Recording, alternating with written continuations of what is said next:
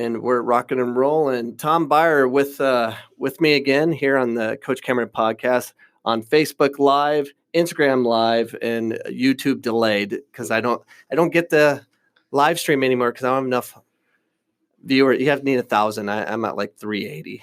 Wow. And I don't buy. I could buy them. Yep. Not going to do that. So well, I want authentic. Maybe we can boost up a few viewers. So like my YouTube channel so I can go live. And already on Instagram we're doing pretty good right now. But cool. Now that we're on Facebook, Instagram Live, if you have any questions, we'll answer questions for you live. Tom Byer will anyway, so I'll answer questions too if you have any for me. So go ahead and ask us some questions. We're also on Libsyn. You can get this entire recording on CoachCameron.com. This will be episode like 339, I think. I'm not sure. Wow. Anyways, my last episode it'll be updated. So anyways, Tom, Phoenix, Arizona, now it's day 2. Yes. Day 2. I survived day 1. Yeah. I'm here. I'm back. How are you enjoying the weather?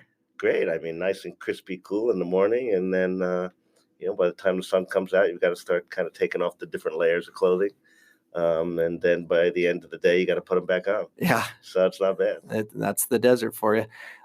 So we just got out of a student affairs meeting where you got a chance to talk to faculty, staff, and administrators at Phoenix College. The one thing during your presentation, you talked about a Harvard, someone from Harvard that backs or endorses what you're doing. Can you expand a little bit about that? Well, when I wrote the book, Soccer Starts at Home, the foreword and the afterword is written by Dr. John Ratey, one of the foremost neuropsychiatrists in the world from Harvard Medical School. So it's always good to have a guy like Dr. John Ratey on your team. So it's been unbelievable, really. I mean, we connected a few years back. He had heard about the work I was doing in China. He was active in China. He travels around the world as well. So we basically hooked up, started collaborating on lots of different things. And I've probably learned more about soccer development from Dr. John Ratey than I have from just about anybody. And I say that with respect, not out of disrespect for all of the great coaching kind of mentors. And I've, done the coaching licenses. I've been around some of the top people, if not the top people in the world that coach and play in the game. But Dr. John Ratey opened my eyes into the whole kind of, world of child development. And really, I have this kind of phrase that I say that the soccer world hasn't quite caught up to what science already knows. And that is that the learning and teaching of technical skills happens much, much earlier than people suppose it. So that's really the kind of the whole gist of what we do, going around the world trying to empower parents that have never played the game and showing them how relevant they can be to helping their kids get off to. I don't know if you're familiar with Todd Bean. No. Todd Bean is he's the founder of a program called TOVO. Excuse me. He's an American. I believe he went to Stanford as well. Maybe he might have done his postgraduate stuff there, or went to Dartmouth. Sorry, Todd, if I got it wrong, but I know there is a Stanford connection there. He also happens to be the son-in-law of Johan Cruyff. Oh, okay, yeah. So Todd, the reason I'm bringing Todd up, other than he does wonderful work, more of it, Todd's into the cognitive stuff.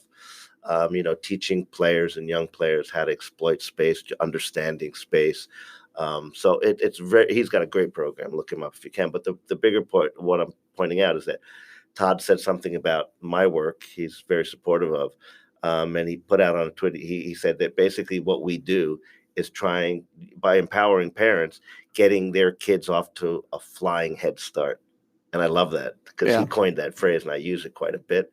But that's exactly what we're trying to do, is to basically get kids getting comfortable with the ball before they start playing. So it's called Soccer Starts at Home. That's kind of like, it makes sense because with a little soccer ball and little children, but it's not just for families that support soccer or want their kids playing soccer. Can you expand a little bit about the educational side of how it really can help children develop in the classroom?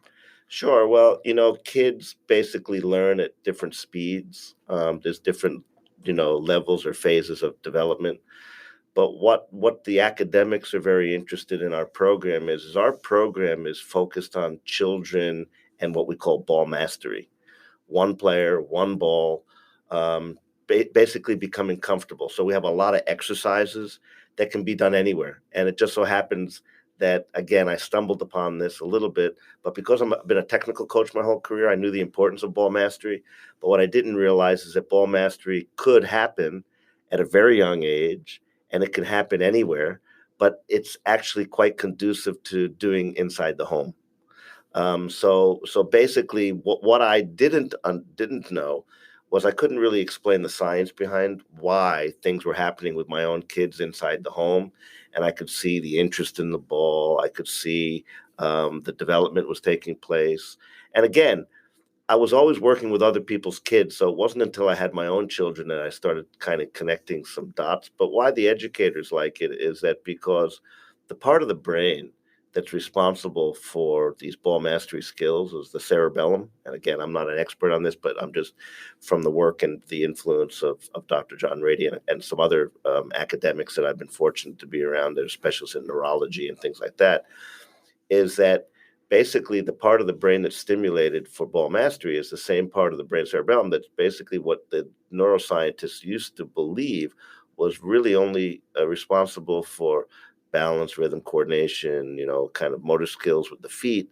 But now the new science shows is that the cerebellum is also responsible for thinking, for remembering, decision making, controlling emotions, which is very important because think any reading as well, but think about it. A little 3 or 4 year old with a ball at their feet, their natural instinct is to kick it, just get rid of it, kick it, and Right. then chase it a little bit, kind of, um, so and you can imagine if you kind of close your eyes or you even imagine, or if you have a kid 3 or 4, you can just see a kid kicking it and they either kind of jump up and down or they run after it. But with our program, what we try to encourage is a more relaxed, controlled environment. The players touching the ball, right foot, left foot, trying to balance out. Think of the right foot and the left foot as teammates. So the right foot moves, the left follows, the left foot moves, the right follows. So that's got a very, very a good effect on the brain, from what I'm told, at least from the neuro guys. And the brain functions a little bit more smoothly or more cohesively. So they see these benefits in getting children at a very end. And also, when you talk about kids with what's called attention deficit disorder, autism, this is a very, very good practice for children because it's got a bit of a calming effect as well. And that pattern of movement of right foot, left foot, right foot, rhythmically that's going on, that the academics have identified as being very good for children well-being, self-belief. Anytime that you can take a young child and they can master a skill by the age of 6, that's a big deal. I remember one time I was sitting in my living room and I was having a talk with Dr. John Ratey. He was back at Cambridge, back at Harvard, or in Boston where he is.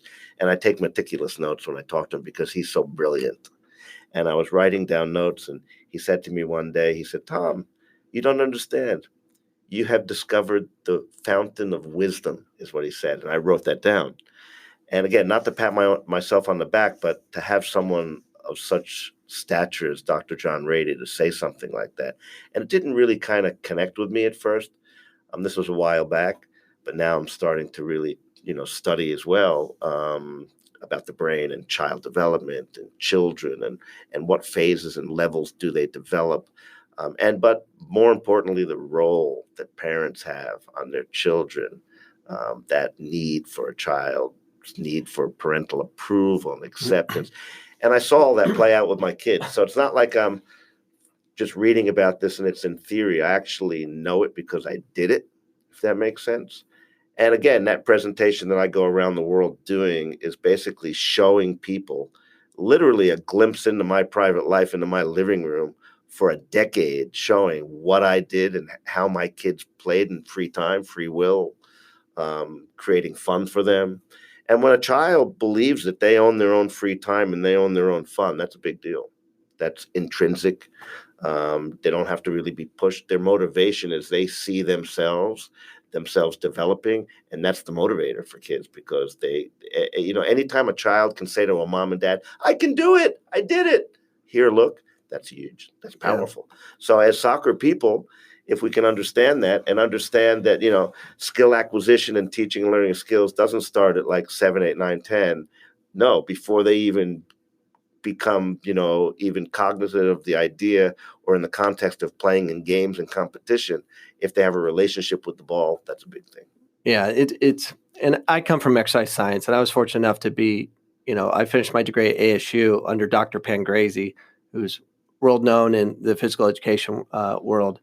And they talk about emotional connections, not really by age, but it's kind of like if you think of golfing, when a golfer takes a swing and gets very upset, he'll remember that swing, maybe for that round, for the rest of the weekend or a lifetime. It really messes them up. I can't imagine what little children go through with those emotional connections. If you can create and stimulate as many emotional connections that are positive and reinforced by parents in the home, that'll last a lifetime, because their memory is so much better. You really shape their brains during that time frame. So it's interesting to see what you really can do, really working with the little ones at home.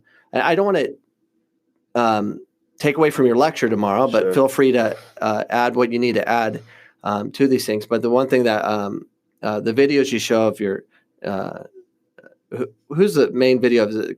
Kaito? There's two of them. So my son is Kaito. He's the oldest one. So, but it's kind of funny because I've got more videos of my littler one, because when I started practicing with my kids, I didn't go into the whole idea of like a big project of trying to show or have some kind of methodology of soccer starting at home. First, it started with just family videos of my kids doing things. But when the second boy came along, SHO, SHO, then I started to connect the dots, and that's where I really got more interested in it. So I probably have more videos of my second son than I do of my first son. But when you see, the big thing is that being involved in this game for 30 plus years, and having been involved in coaches education as well, both as a student, as an instructor, I've never seen any standards of what we could expect a child to be able to do with a ball at their feet. That's the reality. And then I'm on the front lines here because I'm going around. I'm invited to Manchester United by Ryan Giggs, who invites me to show him the presentation. And he was so impressed with the presentation, he asked me to come to his restaurant the next day, and he had Gary Neville, Phil Neville, Paul Scholes, and Nicky Butt in the place. Rio Ferdinand heard about the presentation, contacted us, flew all the way to China, spent time with me. I showed him the whole presentation. So again, not saying I'm not looking for the clap or the pat on the back, but as an American, which, let's be honest, for an American to go to Europe, it's not so impressive to try to be able to say, "Hey, I'm from America. I'm Tom Byer from New York." So, it's like walking the gauntlet. You don't know what it's like to sit when you're presenting at a conference, and you've got in the front row the head of the German FA's coaches education, Bernd Stober, in the front seat looking right at me while I'm presenting for an hour and a half, and then I'm opening myself up to questions and answers. So these are little kind of, these are experiences that I've had, and that's why I can at least talk from a perspective of, I have subjected myself to ridicule, and the good news is that I've had little to no disagreement by everybody. In fact, the people and the groups and the organizations that I thought would probably not embrace me as much as the ones who I thought needed this kind of new breakthrough, they're the ones that have embraced me the most. So that tells you something about what it is that we're doing. And on Facebook with us, we have Jen Nez, and she's an administrator here. She wasn't at the student affairs meeting because she's doing work at the Hanley Center, but she says, can't wait for the presentation on Saturday. That she's a big advocate of what we do in athletics here, and she helps us out quite a bit. So it's good to have her to be able to participate. She's a big voice for our community here. So, well, look forward to seeing you on Saturday tomorrow. Yeah. So, what's one major takeaway can we get from tomorrow's lecture? I think there's a few, but I think the biggest takeaway is that the understanding that parents play a crucial role in the development of their children. And this isn't just soccer. This is in sports in general. Or I always say, if you see kids that perform well academically in the classroom, there's probably a culture at home that values education. But I think the big takeaway is that soccer skills can and should begin at home. And if you study the countries that develop the best players, you'll see that their culture of development happens much earlier than everybody else's. And that's the big takeaway. Well, that's it. And the one thing I talk a lot, I mean, I have friends from every sport and stuff, and I keep telling, my football, my baseball friends are like, they have children. I'm like, if you want your son or daughter have success on the athletic field, it starts with the feet. Yeah. It starts with the feet. I always give example of Akeem Olajuwon, Barry Sanders. They grew up playing soccer, and their footwork is ridiculous. And every time I talk to a coach here on campus or elsewhere with what they do with their athletes, their number one concern and problem from what I see in America with the volleyball team, basketball team, is footwork. Yeah. It's always footwork. It's always their foundation. Yep. So this lecture can really help all people, whether it's just academic or performance based on every sport. We've been approached by many other sports governing bodies as well, that have taken an interest in our program because, again, they say everything starts at home, and that's true.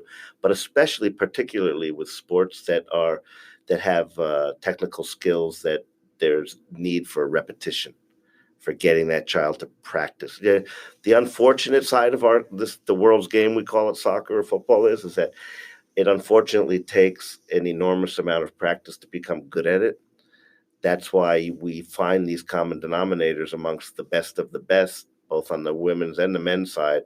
There was two common denominators: the early engagement with the ball between the ages of 2 and 5, usually, and the role that the parents have played. And those are two really important facts that drive home the message, because tomorrow when I show my presentation, and whether you hear me speak or you read our book, those are all good, and there's all kind of little gems to take away from them all.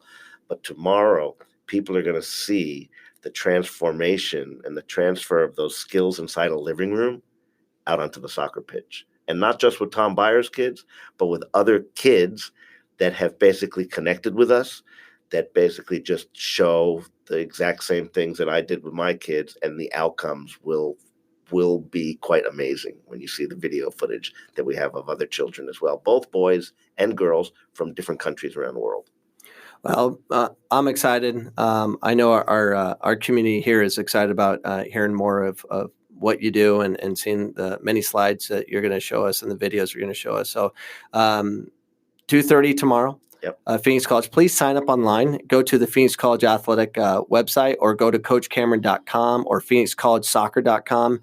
You can sign up online. If you do that, then we'll give you the details of where it's going to be. I know Phoenix College men's soccer team is going to be out strategically placed, getting everyone to the right auditorium, and then there'll be A-frames with directions and all that. But we'll be organized for tomorrow. Parking's easy because there's no class on Saturday, and I look forward to tomorrow's lecture. And we're gonna do another podcast probably later today or tonight to talk a little bit more about Tom Byer and everything he's bringing to our community, and we're excited about learning. So this is a cool experience for Phoenix College and myself personally. I've been watching what you're doing for a long time, and it's great to really intimately get to understand. It's different in person versus online. It's different. Yeah, for sure. And again, thank you for the invitation. I know we've been talking about doing this for a couple of years now, actually. And so finally I'm here at Phoenix College, and hope that we can share our experiences and our knowledge with everybody tomorrow. Yeah. And so we are going to be out. Thank you for tuning in. We're going to be off to go see Congresswoman Laura Pastor to talk more about what you're doing. So that's awesome. So we have to go. Thanks for tuning in, and we'll see you guys again probably today, hopefully tomorrow.